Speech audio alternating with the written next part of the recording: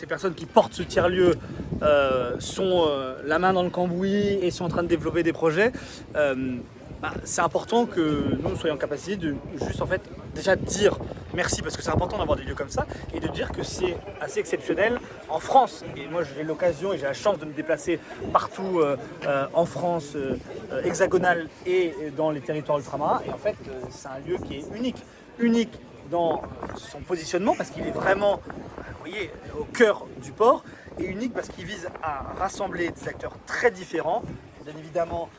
des passionnés de la mer, des collectivités, des jeunes,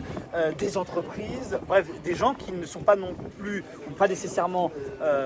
acculturés à la mer, mais qui ont envie de la connaître. Et puis surtout, ce qui est assez remarquable, et c'est pour ça que le ministère de la Mer a souhaité les soutenir dans cette réhabilitation et pour en faire un lieu pérenne,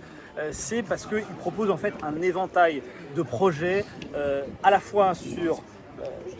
donner la possibilité à des jeunes de pouvoir aller en mer, et bien de pouvoir aussi avoir cette expérience maritime, ensuite d'avoir des formations avec le brevet d'initiation à la mer, et puis aussi d'avoir une appropriation et une connaissance des métiers de la mer. Et donc ça répond à plein de priorités qui sont celles portées par la ville de Marseille, par la région, par le département et aussi par le gouvernement, pour faire en sorte que des jeunes, des moins jeunes d'ailleurs, qui habitent dans une ville maritime et qui n'ont jamais eu l'occasion de pouvoir aller en mer, puissent le faire. Et ça, c'est quelque chose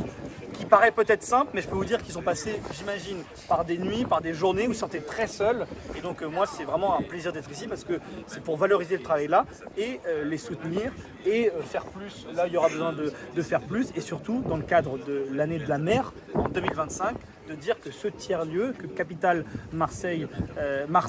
capitale de la mer, sera vraiment le point central où on pourra porter des projets, valoriser l'initiative et faire en sorte que de plus en plus de gens aient une expérience de la mer.